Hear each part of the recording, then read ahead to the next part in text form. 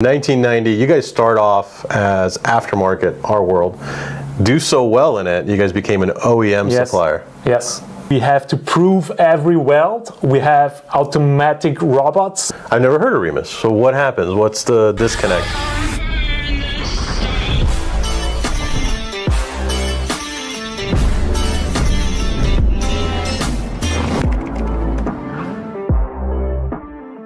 Hey guys, welcome back to a new Talking Mods today. If you are joining us, we don't have too many interviews. Hopefully we'll get more in the future. But today we're joined with Christoph from Remus Austria. He flew in all the way from Austria, which is great. If you don't know who I am, my name is Ron. I am the CEO of Mod Bargains.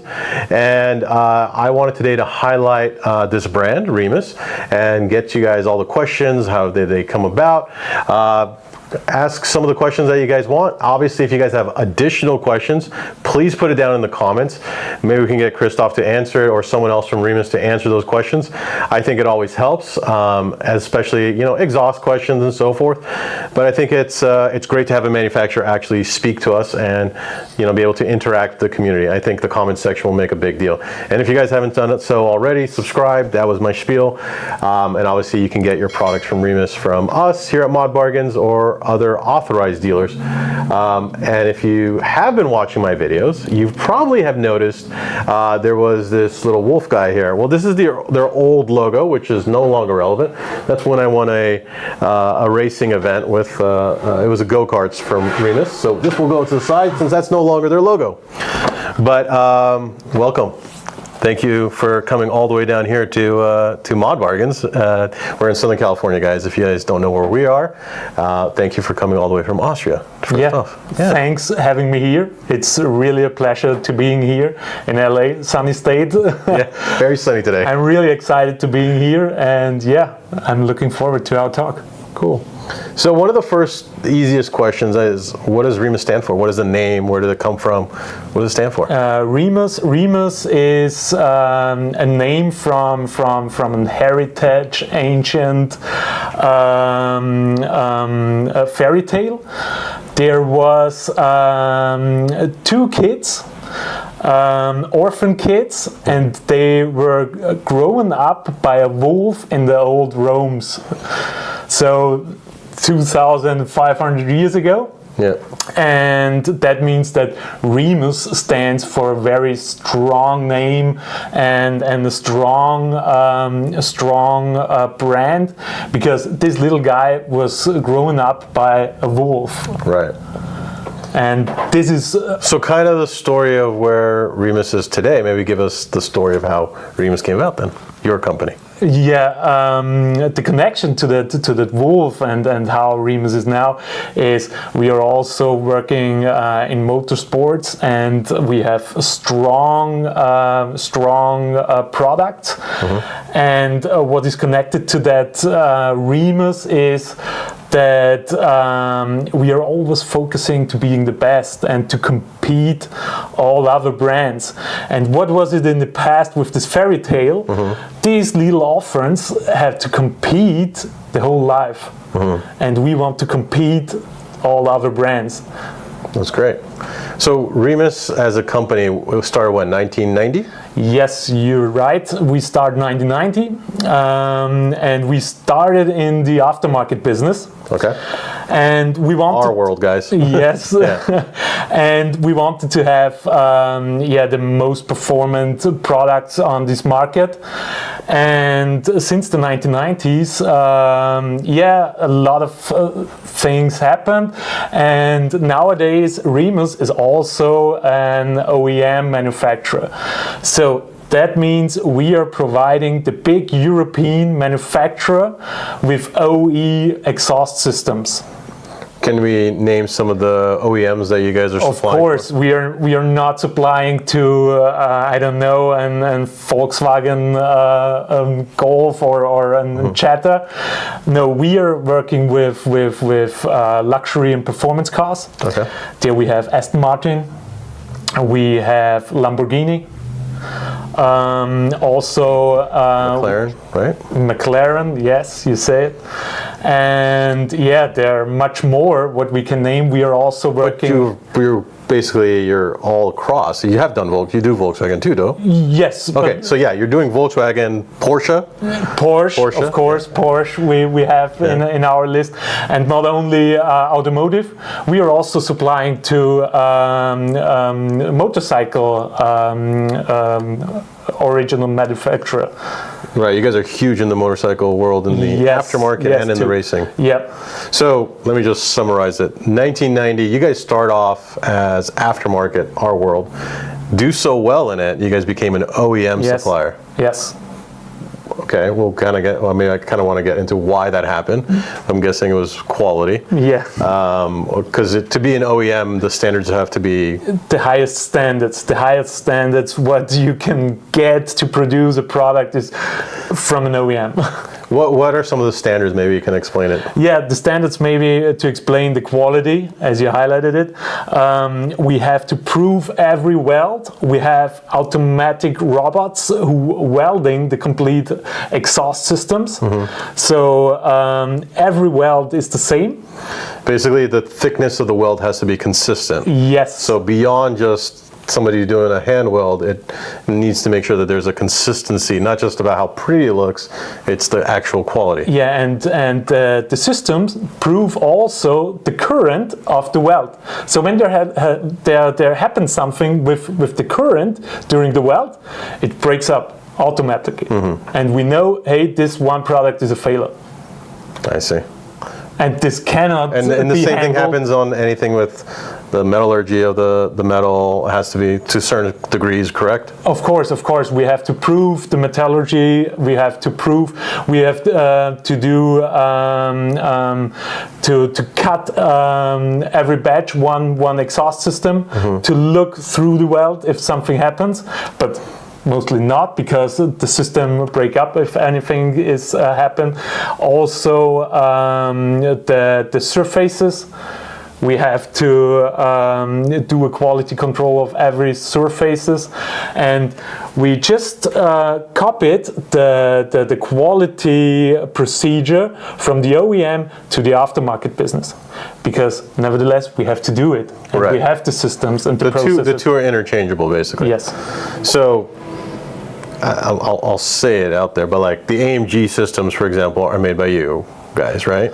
Most of the AMG. So like you guys make the normal OE exhaust, but then the aftermarket. And then after that, if you're going AMG, then you can go to REMUS, which is the next level after, which is going to be the higher quality sound, the more motorsports, the more performance oriented, and so forth. Yes, indeed. So what happened was in 1990, you guys do so well, you guys go into OEM. Can I basically say you're one of the largest exhaust manufacturers in the world? The largest in Europe? Yes, we are. And maybe, so you are. Okay. I have set it on video, and you guys can watch the Mod Bargains video where I tour the location. Yes. It's a little bit older, but it's still relevant. You can see the facilities being built. If you watch closely in the videos, you'll see some of the crazy different car companies that it's being made for. But what he was getting at is also, and that's why I have a lot of knowledge on this, is they are also making all the motorsports. So besides just going from aftermarket to OEM, it then went into real motorsport. We're talking about like Aston Martin racing, Porsche racing, like the actual Porsche motorsport racing. We're talking about Lamborghini racing, et cetera, et cetera. These are the real, and then we're talking about Inconel systems to the real European leagues. Titanium, we are also working on titanium. Right. And what we should highlight is that we are DTM sponsorship. So DTM is the biggest touring master in Europe. Correct. So it's maybe comparing to for the US, it'd be like more like IMSA races. If you guys know what the IMSA race is, where you have a stock car that's completely gutted out and completely modified. It's pretty crazy. And we are supporting there the Abt team. It's Audi. And we are also supporting some racing guys, and also supporting some guys who are racing in the Formula 2 and 3. So that means a lot for us, because these race drivers can feedback us the complete experience of racing. Yeah. And what is higher than Formula 3 or 2? Formula 1. Right. And that's the highest standard of racing all over the world. So we get really good insights from the sound behavior of these cars, and we can put it in our developments. Correct. Okay. Why? So this is mostly in Europe, and that's, so I guess the question comes up in most often, especially here in Mod Bargains, is I've never heard of Remus. So what happens? What's the disconnect? Is it just because you guys are there? Maybe it is that our sponsoring with DTM swapped not through the US market, because it's not really popular in the US. Also, maybe it's a little bit a lack of brand awareness. And yeah, maybe a lack of marketing activities in the past. Yeah. That Remus is not very well known here. But we want to improve our marketing activities, and we want to improve the market share in the US, because we believe and we are convinced that we have the best products and applications for the European brands and models. So, believing that you do, and we carry the brand. This is why we're doing this video, so the brand awareness. What are some of the things that you would do that you see for you guys for the future then, that you see that makes you different? What's going on differently that's from other manufacturers? Maybe answer that, and then what is you going to be in the future that you see? So let's go first, what makes you different than others right now? What makes us different, of course, the quality. Because we are working in the OEM industry, and we have to consider all processes regarding quality. So we are standing for the highest quality. Yeah. Then also the support of race drivers, and where we are investigating in some motorsport activities. So the feedback directly from motorsport. So we can put that feedback directly in our developments. Yeah. And I also think about the developments. I believe we have some good developments for the future. Maybe we are facing the electric vehicles. Sure, yeah. I mean, a lot of people think about that. And all what we see, the performance cars in the future will be mostly hybrid powertrains. So that means with an electric powertrain and a combustion engine. Yeah. And what we see there is the weight of the car is very high due to the battery and the second powertrain. And how you can improve the performance of such cars? Yeah. You only can lower down the weight of the car. So we are investigating of new technology in the field of exhaust systems to cut maybe the weight by 50%. 50%.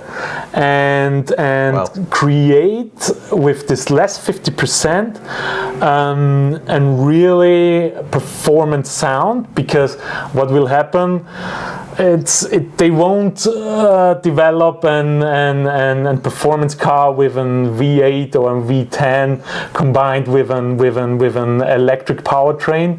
They will more go to maybe an V6 or four cylinders. Yeah. And there we have a lack of performance sound. Right. So we have to pull all out of the exhaust system what we can create. And of course, yeah. I mean, I think that's one of the biggest problems that we see today is trying to make a four-cylinder sound. I don't know what the word. You guys know what the word I'm thinking about is, but trying to make it sound like a real race car. Yeah. And there we are investigating a lot, and I believe for the future we have the right product in place, and we will launch it when it is necessary. Okay, so you guys already have something. Yes, we have.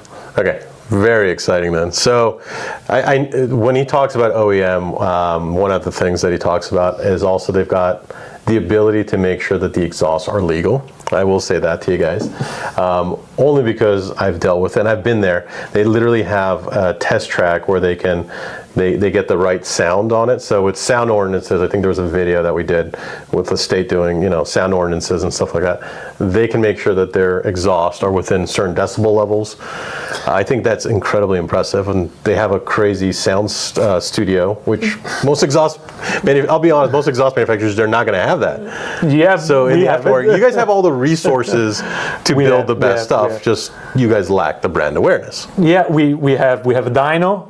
Yeah. In the sound chamber, as we call it. Right. We have a dyno there. We can do all by our own. Also environmental testing. So that means on the racetrack we have a racetrack. We can do their acceleration tests and all that kind of stuff. And as you said, we are, as a European brand, of course, we are focusing on European models. Yeah. And we are doing for all model and governmental compliant systems. So we are not touching a catalytic. We are also staying at the decibel level what are allowed. Mm-hmm. So we are fully compliant with all governmental requirements. So that's huge. I believe that's the future. Honestly, that's the future of where we're heading. Now, obviously, if you're in motorsports, you guys have the motorsports, so it's a different type of area. So that's huge. I think that's what I'm trying to say. Like the differentiating stuff with Remus is pretty vast.